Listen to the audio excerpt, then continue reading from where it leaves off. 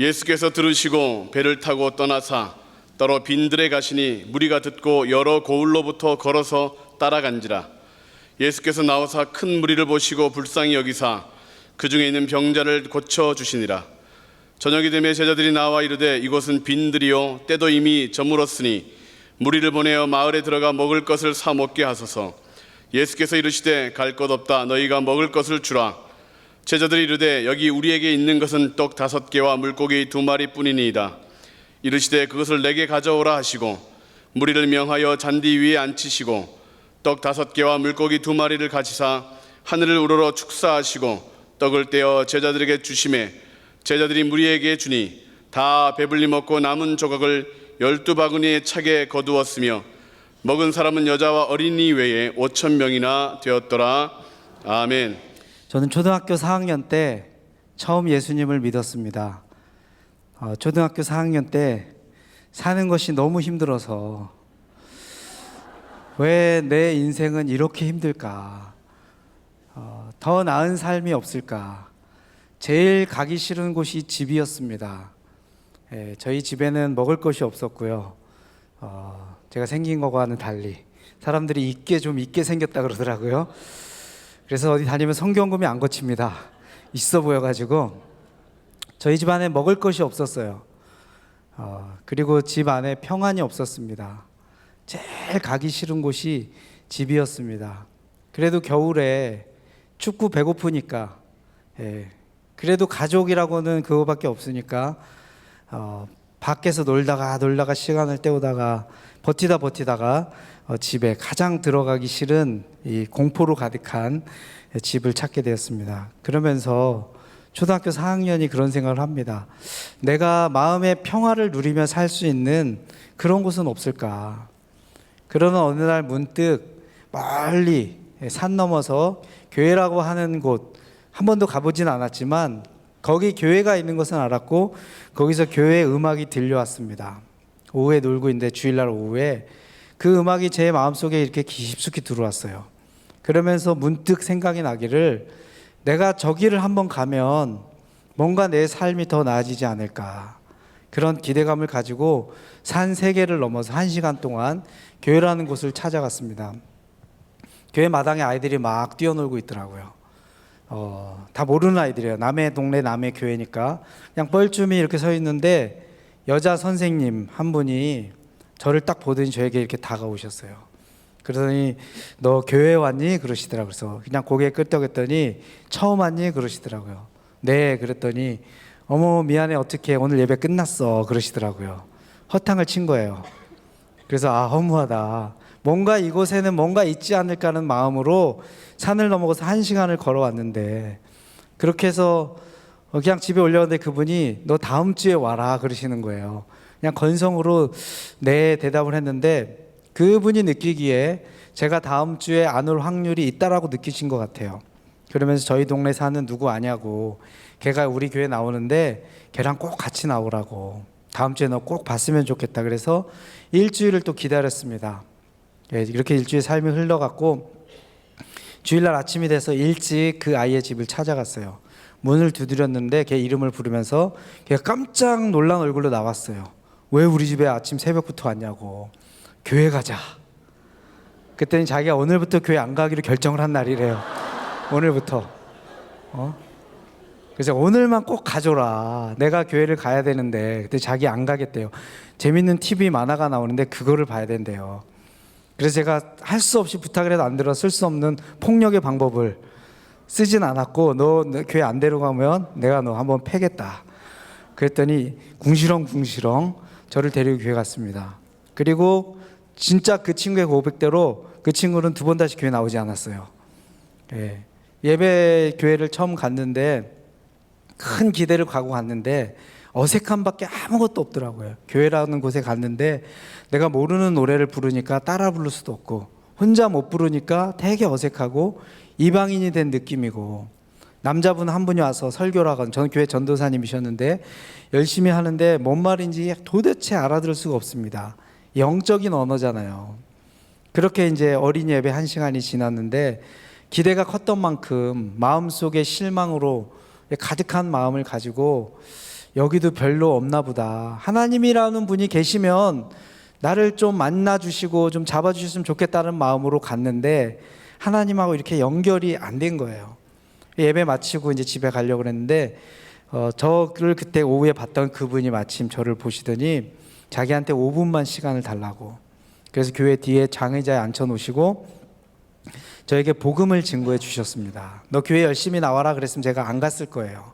이분이 앉혀놓고 저에게 한 첫 마디가 뭐냐면 하나님이 너를 사랑하셔. 그 사랑이라는 단어 제가 알고 있었지만 처음 들어본 단어예요. 우리 어머니 우리 아버지가 저를 뜨겁게 사랑하시는 분인지는 알았지만 한 번도 듣지 못한 말, 세상 어딘가에 누군가가 나를 사랑하는구나.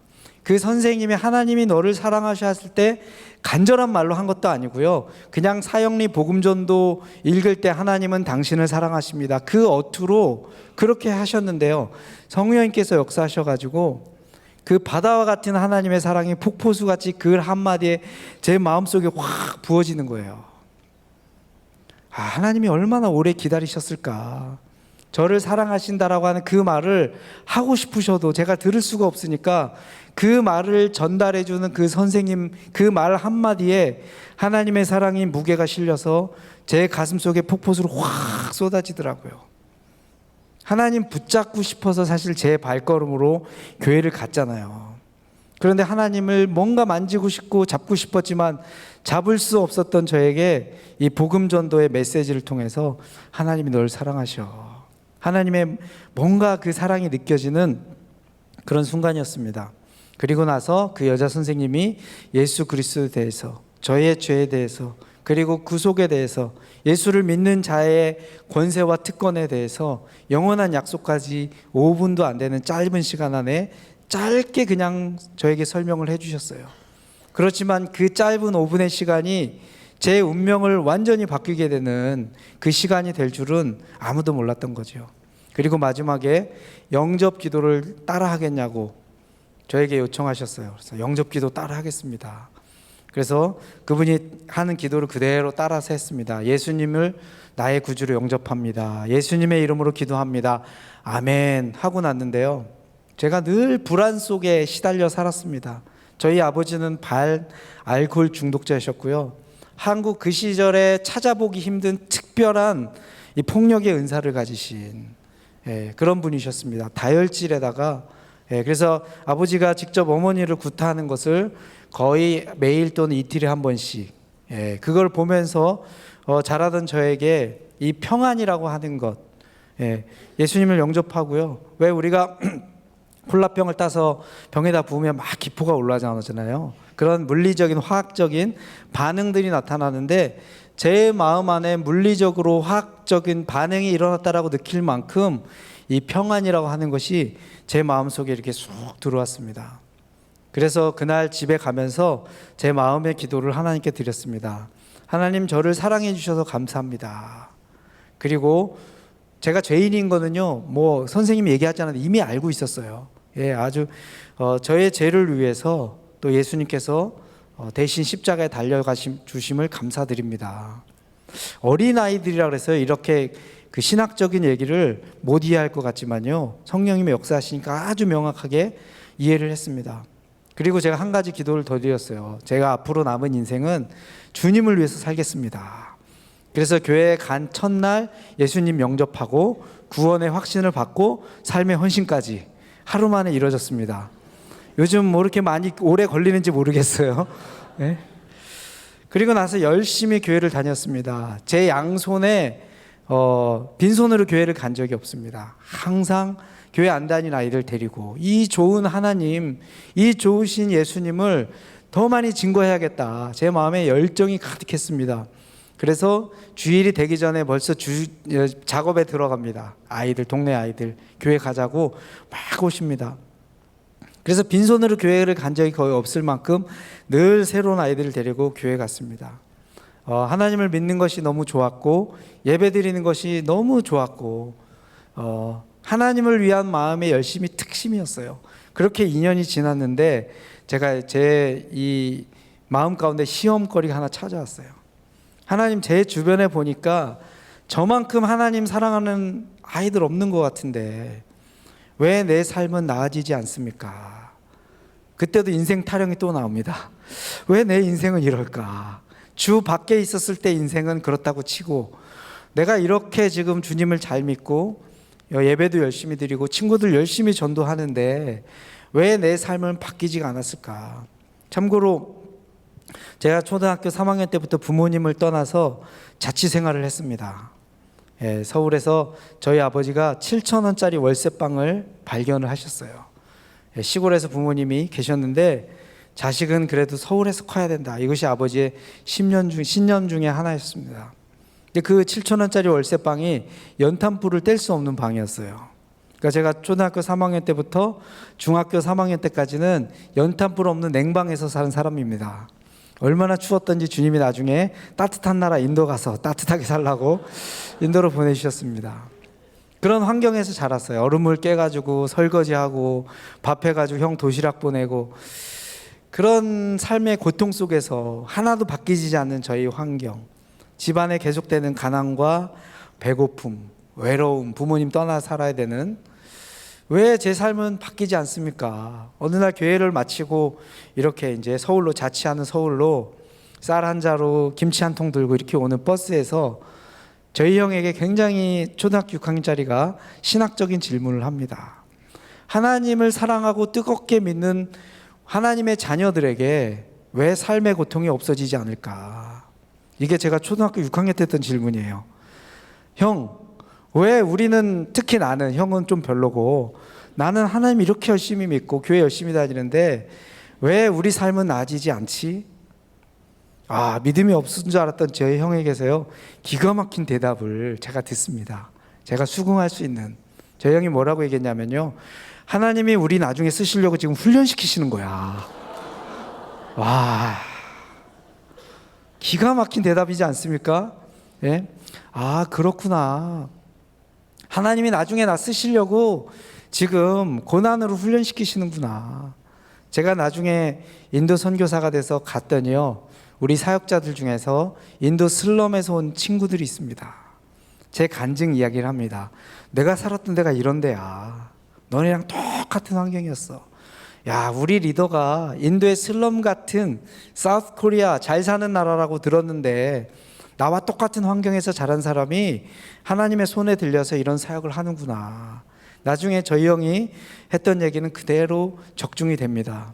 하나님의 영광의 도구로 보통 제 나이 또래의 아이들이 겪지 않았던 극심한 가난과, 저는 사람으로 겪을 수 있는 많은 종류의 마음과 육신의 고통 많이 겪으면서 자랐습니다. 그리고 나서 이제 중학교 2학년이 됐는데 시골 교회 목사님이 30대 초반이셨습니다. 아이들이 3명 있었어요. 사모님이 돌아가셨어요, 병으로. 30대 초반의 목사님이 20대 중반의 시골 교회를 개척하셔서 신학교 다니시는 전도사 시절에 아이들, 아직 초등학교도 안 들어간 아이들 3명이 있는 아이들을 남겨둔 사모님이 돌아가셨어요. 목사님이 너무 마음에 상심이 커서 1년 동안 기도하고 극복하려고 하는데 마음의 슬픔이 없어지지 않았습니다. 그래서 목사님이 용기를 내셔서 이거를 이겨내려고 교회 성도를 목회하는 영적 지도자가 슬픔에 있을 수 없겠다. 그래서 부흥회를 했습니다. 부흥 강사님 오셔가지고 성령 충만에 대해서 이야기하셨어요. 그때 엄청나게 또 성령의 은혜를 체험을 했습니다. 부흥회하면 제 자리는 바로 여기 앞자리였어요. 열심히 특심인 저는 맨 앞자리, 제 앞에 장로님 한 분이 바닥에 앉아서 북을 치셨어요. 옛날 시골교회는 부흥회하면 무조건 북칩니다. 그 바로 뒷자리에 앉아가지고 강사님이 주시는 그 말씀 아멘 하면 받았습니다. 그런데 이분이 시골교회 오셔가지고 세계 선교의 비전을 선포하셨어요. 그 시절에 선교가 뭔지도 모르던 우리 한국교회, 그분이 세계 선교에 대한 비전을 선포하셨습니다. 뒤에 우리 강사님 뒤에 계셨던 담임 목사님이 마음의 슬픔을 이기기 위해서 이거라도 붙잡기 위해서 아멘 하고 두 손을 꽉 쥐시고 아멘 아멘 하셨습니다. 그래서 이 강사님의 비전에 아멘하고 반응한 사람은요, 우리 교회 목사님밖에 안 계셨어요. 그리고 실제로 목사님이 아멘 하면서 하나님 우리 시골 교회가 세계 선교를 위해서 쓰임받는 교회가 될 것을 믿습니다라는 그 증표로서 300만 원 선교원금을 드렸어요. 그 300만 원이 그때 당시 시골 교회 목사님 3년치 월급이었어요. 3년치 월급. 그거를 몽땅 주님 앞에 다 드렸습니다. 마지막 날 강사님이 선교사로 헌신할 사람이 일어나래요. 예, 제 가슴에 불이 탑니다. 이제 앉아서 있을 수가 없어요. 나도 꿈이 있습니다. 근데 이거 버텼다가는 가슴이 타서 죽을 것 같아요. 그래서 제 꿈을 잠시 제껴놓고 일단 양다리를 거치는 마음으로 일단 일어났습니다. 선교사가 되기로. 저는 앞에 있었으니까 몰랐는데 예배당 맨 뒤쪽에 저희 형이 있었어요. 믿음이 별로 없었던 형. 예, 신학적인 통찰력은 저에게 주었을 망정 믿음이 별로 없었던 형이 자기도 그때 일어났었대요. 그거를 제가 2년 전에 들었어요. 왜 일어났냐 그랬더니 강사님이 예배 시간은 끝났는데 안 맞춰주고 계속 일어나라고 하는데 성도들은 안 일어나니까 빨리 집에 가야겠다 해서 뒤에서 일어났대요. 그래서 저는 인도에서 지금 사역을 하고 있고요. 올해 20년째 선교 사역을 하고 있습니다. 저희 형은 몽골에서 20년째 선교 사역을 하고 있습니다. 성령에 충만해서 가슴에 불이 타서 헌신해서 일어나나 그냥 일어나나 하나님께서 똑같이 쓰시더라고요. 하나님 앞에서 우리가 반응하는 하나하나를 하나님은 보고 계시는구나, 그런 생각을 갖게 되었습니다. 얼마나 힘든 가정에서 고통 속에서 자랐고, 특별히 저희 어머니 자식들을 위해서 헌신하면서 정말 좋지 않은 남편 폭력 속에서, 가난 속에서 이 자식들 잘 키워보려고 노력을 하셨는데, 큰 놈은 몽골로 선교사로 가고 작은 놈은 인도로 선교사로 가고, 아버지는 술을 하도 많이 마셔서 일찍 돌아가시고, 혼자 된 병을 달고 사시는 그 어머니를 놔두고 인도로 갔습니다. 하나님, 제가 하나님 부르심으로 인도로 갑니다. 저 평생 지금까지 너무 힘들게 살았는데 하나님, 제 남은 인생은 좀 편안하고 평범하고 그렇게 좀 살면 안 되겠습니까? 라는 마음이 있었지만, 그런 마음과 함께 하나님, 하필 그 많고 많은 나라 중에 왜 저를 특별히 또 인도로 부르셨습니까? 좀 살기 좋은 괜찮은 데로 부르시지. 이렇게 힘든 어머니 남겨두고 힘든 삶 속에서 이런 나라로 가는 만큼 하나님, 저를 통해서 정말 많은 영혼들이 구원을 받은 그것이 있었으면 저의 보상으로 주어졌으면 좋겠습니다. 이대로 죽을 수는 없습니다. 내 인생, 초등학교 3학년 때부터 인생 탄영한 인생인데 이대로 그렇게 죽을 수는 없습니다. 주님, 저를 통해서 큰 일이 일어났으면 좋겠습니다라는 마음으로 갔습니다. 제가 인도 갈 때 꿈이요, 교회를 만개 개척하는 게 제 꿈이었습니다. 하나님, 제가 인도에 처음 가서 보니까 차를 5시간 6시간 버스를 타고 가도 교회 십자가 하나 보이지 않더라고요. 우상 숭배로 가득한 이 땅에 하나님 교회를 세우는데 저를 써주시되, 제 혼자 다 교회 개척 못하니까 인도에 있는 수많은 청년들, 동역자들 일으켜서 교회를 개척하게 해 주시옵소서. 교회 만개, 제 기도 제목에 제 이메일 주소가요, CHP만입니다. Church Planting 10,000. 그때 한참 한국에서 한메일이 유행할 때요, CHP만 한메일, 그게 제 메일이었어요. 그리고 그 기도 제목을 가지고 인도에 갔습니다. 그렇게 큰 헌신을 하고 인도에 갔는데, 제가 인도에 가면 하나님 나라가 막 이루어지고 열방이 주께 눈물을 흘리면서 돌아올 줄 알았어요. 아무 일도 안 일어나더라고요. 아무 일도. 인도라고 하는 큰 나라의 문화 속에 나는 정말 갓난 아이로 다시 태어나는구나. 눈을 들어 하늘 보라. 믿는 자여 어이할고, 그 찬양 아시죠? 믿는 자여 어이할고. 홍진아, 너 이제 어떡할래? 하나님의 나라는 고사하고 너 이 나라에서 살아갈 수나 있겠느냐. 이런 이 찬양이 감사의 찬양이 아니라 근심의 찬양으로 제 마음속에서 계속 맴돌았습니다. 하나님의 나라는 세워야 됐고, 너무 힘없는 제 자신을 보면서 어떻게 이 나라를, 이 땅 가운데 하나님의 나라를 건설할까, 오늘 우리가 본문으로 읽은 이 말씀에 보면요, 예수님께서 이제 하늘 아버지로 가시면서 자기 제자들에게 온 인류 구원의 이 사역을 맡겨주시면서 세계 선교의 미션이라고 하는 것을 자기 제자들에게 맡기시면서 제자들에게 어떻게 하면 이 땅에서 우리가 하나님 나라를 이룰 수 있는지 그 원리 원칙이 바로 이 말씀 가운데 나와 있습니다. 예수님께서 세례 요한의 죽음을 들으셨습니다. 그리고 조용히 생각하시고 기도할 생각이 필요하셔서 이제 빈들로 가시기를 원하셨어요. 그런데 예수님께서 오신다라고 하는 그 이야기를 듣고 수많은 무리들이, 예수님은 호수로 배를 타고 건너가셨고 무리들은 육지로 뺑 돌아서 예수님을 맞기 위해서 열심히 뛰어갔을 거예요. 어마어마한 무리가 예수님을 영접했습니다.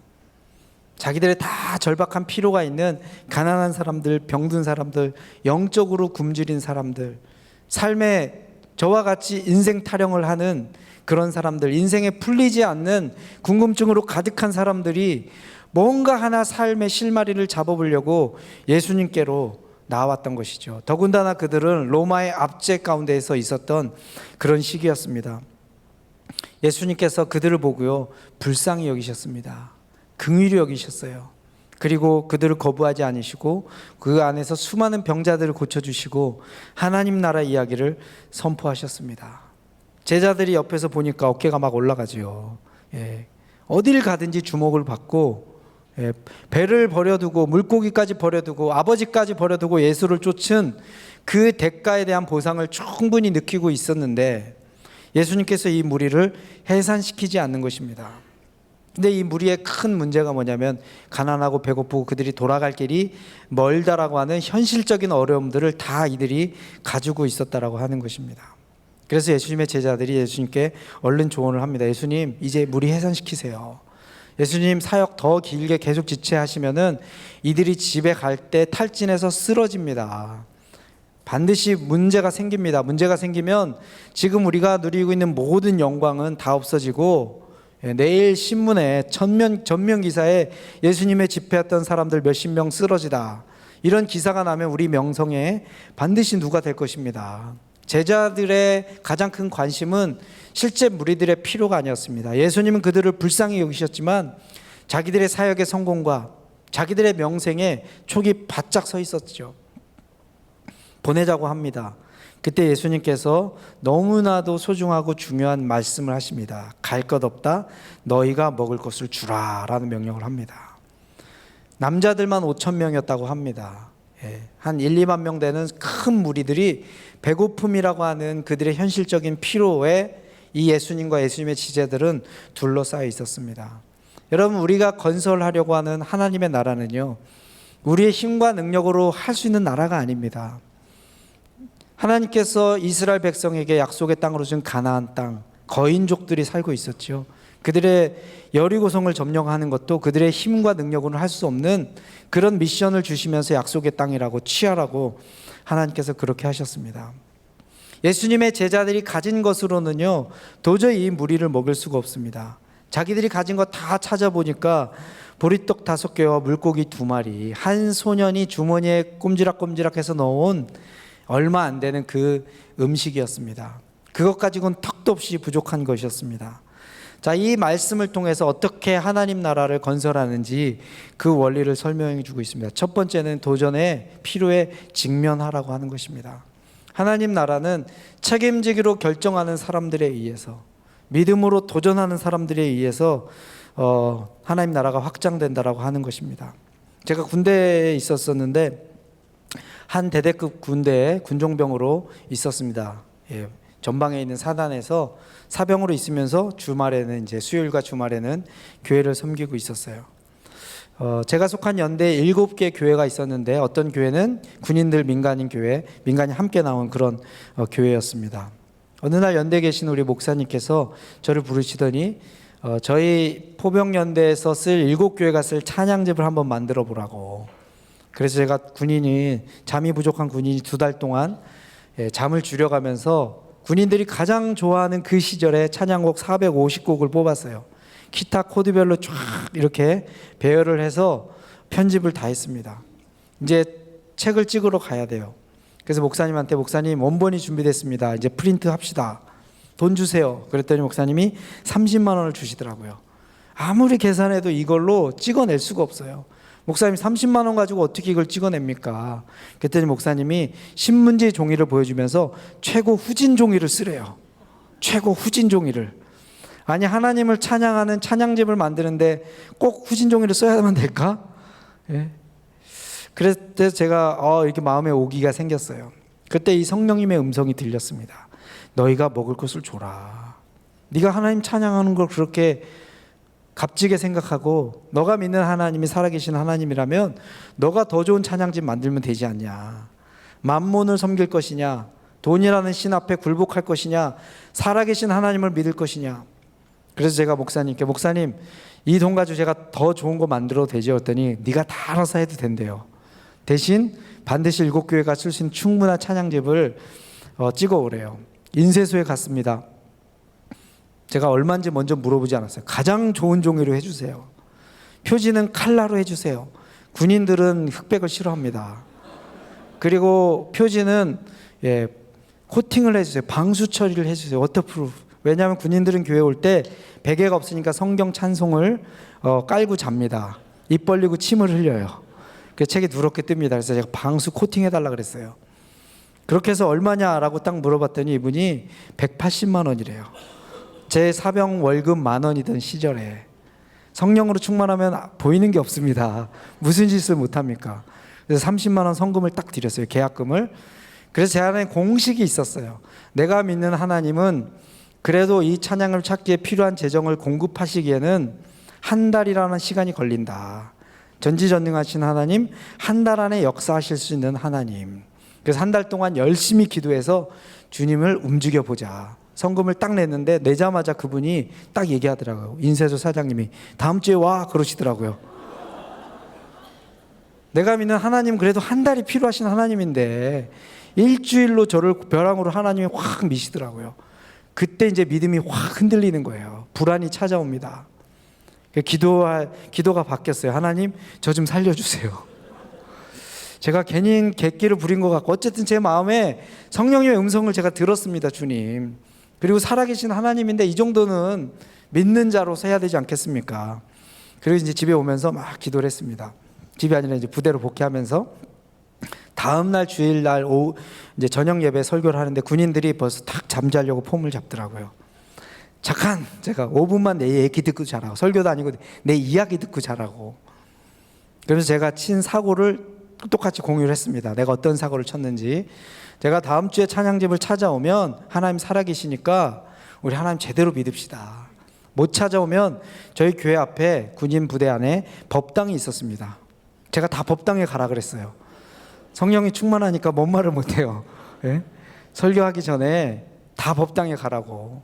법당에 의자도 없어요. 바닥 마룻바닥에 다리 쭉 뻗고 편안하게 자라고. 그리고 예배가 마쳤습니다. 여러분 사람이 24시간 성령 충만할 수가 없습니다. 왔다 갔다 해요. 성령 충만할 땐 뭐 보이는 게 없어요. 그냥 마음껏 선포합니다. 불안이 쑥 찾아와요. 나만 여기 못 찾으면 어떻게 되지? 찬양집 못 찾은 거야. 목사님한테 욕먹고 뭐 어떻게 하면 되는데 강단에서 군종병이 법당 가라고 선포했잖아요. 이 끝이다. 나 군대 제대할 때까지 군종병으로서 이제 하나님 내 영광도 없고 이거는 이제 더 큰 사고를 쳤다. 하나님 아까는 살려주세요 해서 제 기도가 더 바뀌어서 하나님 제발 살려주세요. 예배가 끝나자마자 쫄다고 한 명 왔어요. 저에게 통장을 하나 가져오더라고요. 이 친구 제가 군대에서 전도한 형제예요. 군대 오기 전에 2년 동안 직업 가지고 일하던 형제예요. 저에게 통장을 딱 주면서 설교에 은혜 받았대요. 제가 가진 전 재산입니다. 전 재산이라는 말을 하지 말았으면 좋았을 텐데 2년 동안 일하다 왔어? 그 돈 다 여기 들어있나? 상상하라고 딱 폈는데 5만 원. 공이 하나가 더 있어야 될 텐데 참 실망스러웠지만 기특하잖아요. 군대 온 지 얼마 안 돼서 6개월 됐는데 예수 믿고 나서 자기가 가진 그 군인 5만 원 전 재산을 드린 거예요. 그래서 제가 10,000원은 돌려줬어요. 빵 사 먹으라고. 하나님이 너의 전 재산을 기쁘게 다 받으셨다고. 그리고 나서 시간이 얼마 지나지 않았는데 우리 작전과장 사모님이 장교 사모님이십니다. 저를 부르시더라고요. 이분이 주일날 저녁에 예배, 제가 군생활할 때 그 전도 후도 한 번도 나오신 적이 없어요. 왜 그날 바람이 불었는지 저녁 예배에 제가 하는 그 얘기 들으러 오신 거예요. 은혜 받으시려고, 감동 받으시려고. 그러니 봉투를 가져오더니 남편 할 때 철저히 비밀로 해달래요. 이 비밀 제가 무덤까지 간직하겠습니다. 약속을 드렸어요. 봉투를 열었는데 10만 원짜리 3장이 들어있더라고요. 그리고 나서 다음날 저희 부대에 소위로 임관한 장교께서 저를 또 불렀어요. 경례, 장교가 부르니까 딱 경례를 드렸죠. 교회로 잠깐 따라오래요. 그러더니 느낌이 뭔가 좋은 느낌이 오더라고요. 딱 따라갔더니 아니야, 그러니까 봉투를 하나 딱 주시더라고요.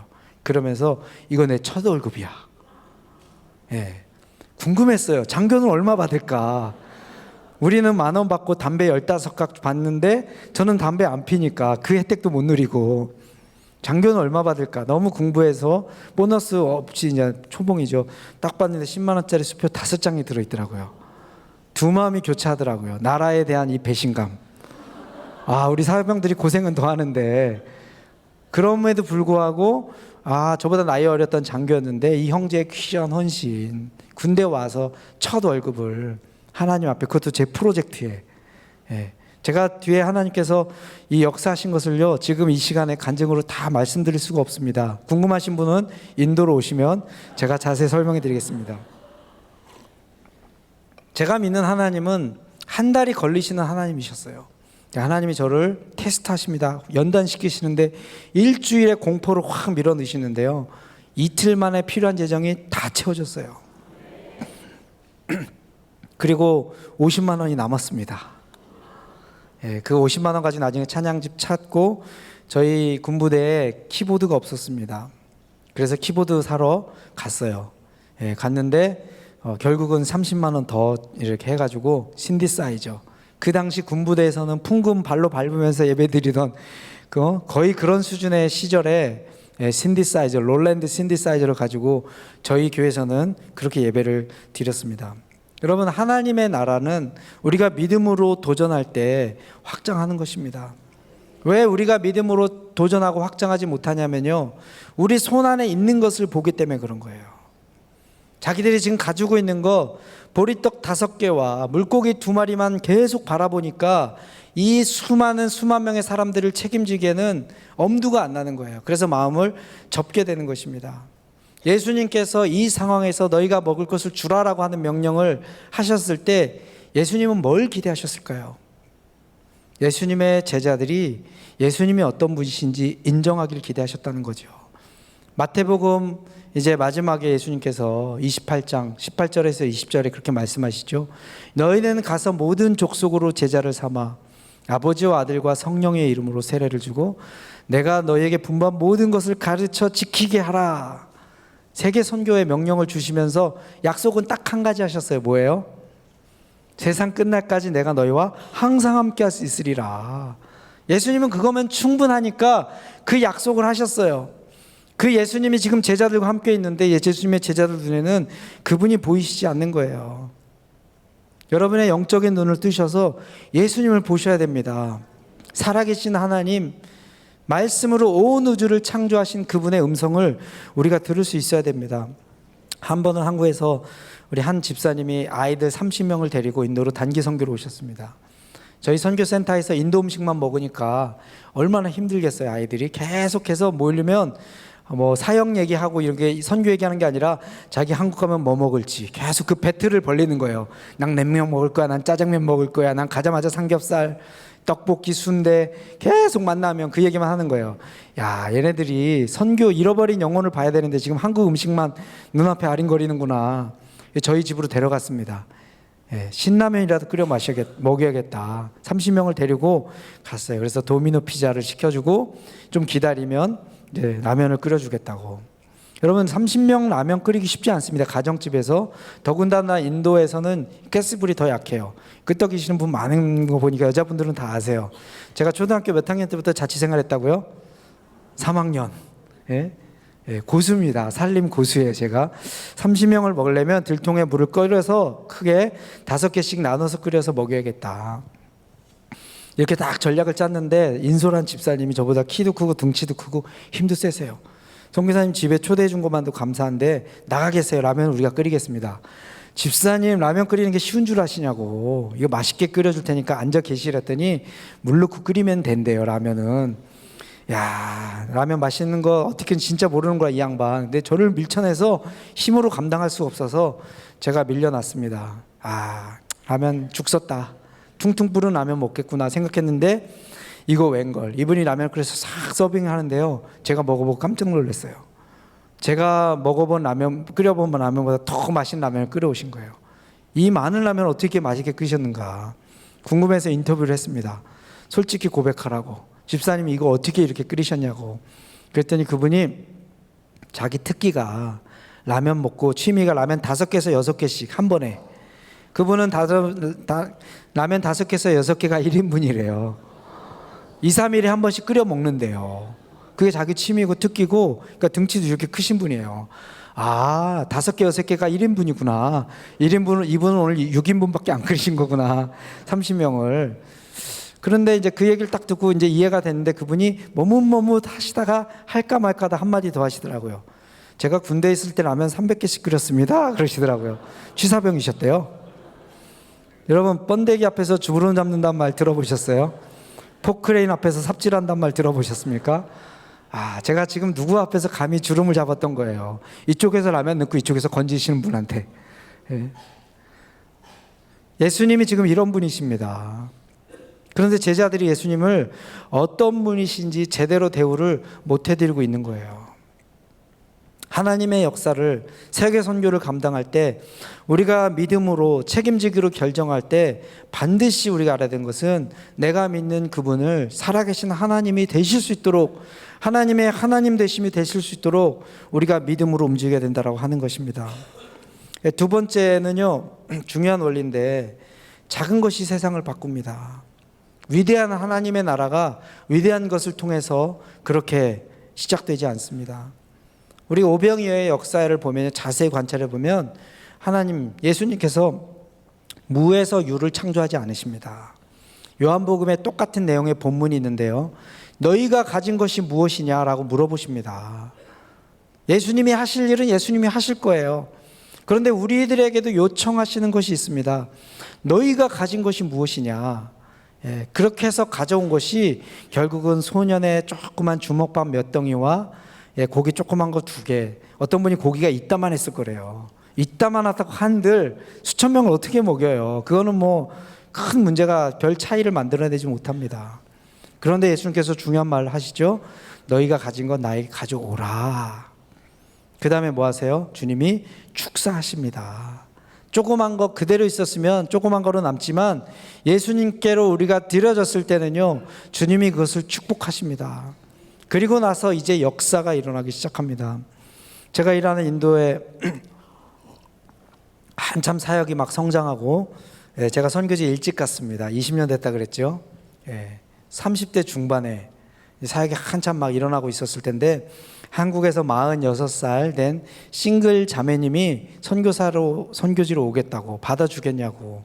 그래서 제가 환영한다고. 선교하는데 하나님의 선교에 무슨 나이가 상관이냐고. 근데 리더가 자기보다 10살 어린데 부담 주는 거 아니냐고. 나 전혀 부담 안 가지니까 편안하게 오라고. 그분이 오셨어요. 오면 저희는 6개월 동안 아무것도 안 시키고 영어 공부만 시킵니다. 이분이 6개월 동안 먹고 자고 영어 공부만 하루 종일 했어요. 기적이 일어났어요. 이분이 6개월 동안 그렇게 공부를 했는데 영어를 한마디를 못 하세요. 여러분, 세상에 여러 종류의 기적이 있습니다. 이런 기적 전 처음 봐요. 6개월 동안 먹고 자고. 옛날에 뭐 했냐 그랬더니 자기 무역회사에서 일했대요. 영어 못하고 어떻게 일했냐고. 자기는 어카운팅, 그 한국에 격리하는 거 있죠. 회계. 그 일을 했대요. 그래서 영어 쓸 일이 하나도 없었대요. 그래서 이해가 됐습니다. 어느 정도는. 그러더니 자기 6개월만 더 해보겠대요. 그럼 한번 하라고. 사역은 나중에 하고. 그래서 애프터 서비스 6개월 시간을 더 줬어요. 먹고 자고 더 열심히 공부하는데요, 이분의 국어 사랑은 변하지가 않습니다. 한국말을 얼마나 사랑하시는지 1년이 됐어요. 영어를 한마디도 못해요. 할 때는 교실에 들어가면 줄줄줄 나오는 것 같은데 딱 이제 수업 끝나고 나면 하나도 생각이 안 난대요. 밤새 영어 단어를 외우는데 그 다음날 하나도 생각이 안 난대요. 그러더니 1년이 지나서 자기가 힌디어를 해보겠대요. 힌디는 할 수 있겠대요. 그럼 힌디 공부하라고. 또 힌디를 뭐 델리대학교 디플로마 과정 입학시켜주고 과외 선생님도 붙여주고 열심히 힌디를 했어요. 이분의 국어 사령은 언어를 가리지 않습니다. 예. 뭐 한국어, 영어, 뭐 힌디어 가리지 않아요. 1년이 지났는데 힌디어도 한마디도 못해요. 이렇게 무능한 선교사를 어디다 쓸 수 있을까? 이제 48살이 됐어요. 이분도 압박받는데 저도 압박이 돼요. 46살의 싱글 자매님이 선교지로 왔는데 얼마나 귀한 헌신이에요. 2년 동안 열심히 밤이 맞도록 수고를 했는데 고기 한 마리 못 낚은 제자들처럼 언어를 하나도 못 낚은 거예요. 그래서 제가 결단을 해야겠다. 돌려보내든지 뭔가 중요한 사역을 맡겨야 되든지. 그래서 그때 저희가 한참 슬럼 지역 어린이 학교를 시작하고 있었는데 3개를 하고 있었습니다. 이분에게 리더를 맡겼어요. 우리 일하는 이제 동역자 리더들이 저를 째려보더라고요. 우리 지금 지도자가 정신이 지금 제대로 된 결정을 내리는가, 말도 하나도 못하는 사람은 어떻게 사역 리더를 시키는가. 그래서 제가 날 믿어보라고. 솔직히 저도 50%는 의심이 있었어요. 이분이 잘 해냈으면 좋겠는데. 예. 그런데 이분이 사역을 맡고 나서 놀라운 일이 벌어지기 시작해요.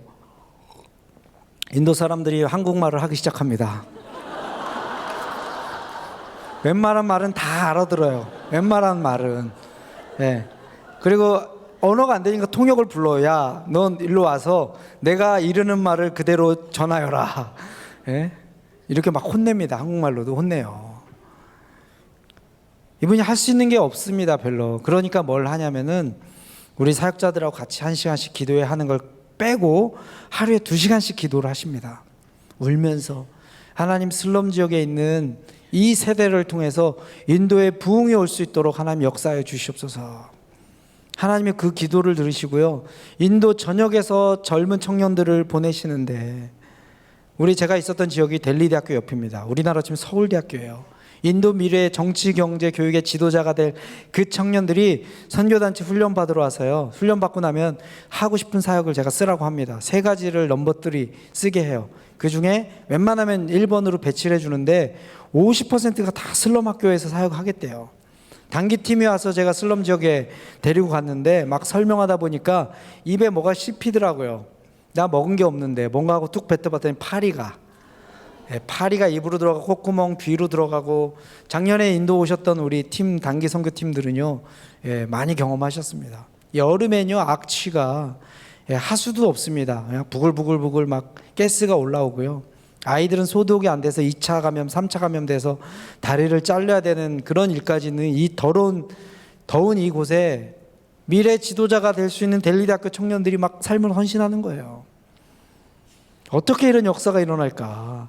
이 한 명의 정말 보잘것없는 소년의 도시락과 같은 별로 무가치해 보이는 이 인생이 예수님 손에 들려지고 예수님 축복하시고 하나님이 축복하셔서 많은 사람들을 축복하신 축복의 통로로 쓰는데 주님의 역사가 막 일어나기 시작했습니다. 저희가 한때 델리 슬럼 지역의 어린학교가 가장 많을 때는요 32개까지 1월 둘째 주에 부흥회를 하는데요, 아이들이 몇 명 왔는지 세어봤더니 4,700명이었습니다. 가도 끝이 없는 줄이 쫙 서 있는 거예요. 정말 보잘것없는 이 작은 것을 통해서 주님이 세상을 바꿉니다. 여러분, 세상을 바꾸는 것은요 큰 것이 아닙니다. 작은 것이 세상을 바꿉니다. 그런데 작은 것이 그대로 있으면요 작은 것으로 끝나지만 주님 손에 들려졌을 때 수많은 영혼을 살릴 수 있는 통로가 됐다라고 하는 것이요. 저는 그 소년의 이 도시락을 생각합니다. 저희 어머니의 도시락이 2 아들이 아니었을까. 평생 고생하면서 아들 2을 키웠는데 주님이 달라고 하시니까 뭐 저희 어머니가 저희 자식들을 선교사로 헌신한 건 아닙니다. 저희 형은 알아서 몽골로 가겠다 그랬고 저는 알아서 인도로 간다라고 했을 때 어머니가 한 번이라도 한 명만 가면 안 되냐 이 말을 하신 적이 없습니다. 내 걱정은 하지 마라. 하나님 부르시니까 가서 너네나 잘 살고 사역 잘하라 그러셨어요. 참고로 저희 어머님 지금 15년째 인도에서 같이 저희 집에서 선교 사역을 도와주고 계십니다. 이 소년이 그 드린 것이 과연 쉬웠을까 생각해 보게 됩니다. 여러분, 아이들이 자기가 먹을 것을 내놓는다는 거 쉬웠을까요? 제자들이 그거 뺏은 거 아닙니다. 자원하는 마음으로 이 어린 아이가 그곳에 주님이 쓰신다라고 했더니 내놓았습니다. 그 배고픈 시절에 자기 먹어야 될, 저희 둘째 아이가 등치가 큽니다. 어릴 때 가장 많이 했던 말이 먹을래 먹을래 먹을래였어요. 예? 말 배우면서부터 아빠보다는 먹을래라는 말을 더 많이 했어요. 식성이 엄청 좋습니다. 먹성이 좋아요. 할머니가 계속 먹여요. 어느 날 인도에 살다 보니까 생밤을 구경하기가 쉽지 않은데, 어릴 때 밤 따라 산에 많이 다녔거든요. 어느 날 보니까 할머니가 밤 껍질을 까주고 있고 우리 둘째가 그걸 먹고 있는데 껍질이 이만큼 쌓여 있고, 마지막 밤을 까서 우리 아들에게 전해주는 그때 제가 딱 나타난 거예요. 아들아, 입에 넣으려는 순간 잠깐, 아빠 반만 주고 너 반 먹어라. 우리 아들이 입에 쑥 넣더라고요. 오물오물 다 먹더니 아빠 뭐라고요? 그러더라고요. 네? 그래서 지금 물어봤어요. 아들아, 너 아빠 사랑해 안 사랑해? 사랑한대요. 얼만큼? 하늘만큼 땅만큼 사랑한대요. 아빠를 하늘만큼 땅만큼 사랑하는데도 자기 입에 들어갈 그 밤 한쪽도 아니에요. 자기는 이미 이만큼 먹었어. 반쪽도 아까워하는 것이 우리 사람의 심리라고 하는 것입니다. 여러분, 세계적인 복음 전도자 D.L. 무디라고 하는 분이 계십니다. 1837년에 미국의 노스필드에서 태어났습니다. 너무 가난해서 초등학교를 중퇴합니다. 17살에 돈 벌러 보스턴으로 갑니다. 거기서 예수님을 만나게 되고요. 21살 때는 그 구두 비즈니스를 잘해서 큰 상인으로 성공을 합니다. 그 잘 나가던 그 사업을 그만두고 26살에 23살에서 62살까지 약 40년 동안 사업을 이제 그만두고 전임 사역자로 일을 하게 되는데요. 40년 동안 전 세계를 다니면서 복음 전도 집회를 합니다. 그런데 무디가 했던 것 중에 한 가지가 있습니다. 매년 여름 방학이 되면은 자기 고향에서 미국 대학생들을 대상으로 성경 학교를 열었어요. 2주짜리 바이블 캠프, 말씀 사경회라고 하는 걸 열어서 대학생들 수백 명이 무디의 말씀을 들으러 성경 공부를 하러 갔습니다. 배 타고 기차 타고 마차 타고 보스턴까지 와서 3일을 걸어야지 우리 무디가 있었던 노스필드를 갑니다. 제가 이곳에 2번이나 방문해 봤습니다. 이 교회 본당만한 이 강당에 그때 당시에 무디의 도전을 받고 세계 선교사로 수없이 헌신했던 그 젊은 영혼들의 그 헌신의 기도 소리가 빈 그 강당에서 제 가슴을 막 두드리더라고요. 그래서 그 학생 자원운동이라고 하는 SVM 운동을 통해서 10만 명의 학생들이 선교사로 헌신을 합니다. 2만 명이 실제로 나가고요.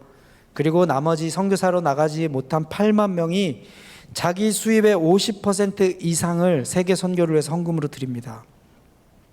그때 당시 미국에서 중상류층의 삶을 유지할 수 있는 엘리트였던 그들이 자기 수입의 50% 이상을 세계 선교금으로 드림으로 말미암아 중하류층의 삶을 머무르면서 그렇게 헌신했다라고 그 이야기를 기록을 우리가 볼 수 있습니다. 우리 한국은 복음의 빚진 자입니다.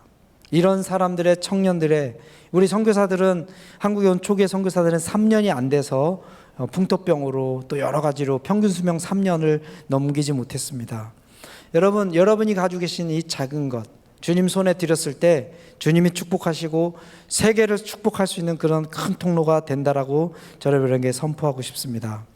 또 하나님께 세우신 우리 하늘 비전 교회를 통해서 하나님의 비전이 지경이 더 넓어지고 주님의 품 안에 나오는 더 많은 민족들이 더해질 것을 또 믿음으로 바라보고 선포합니다. 이 시간 우리 함께 기도하겠습니다.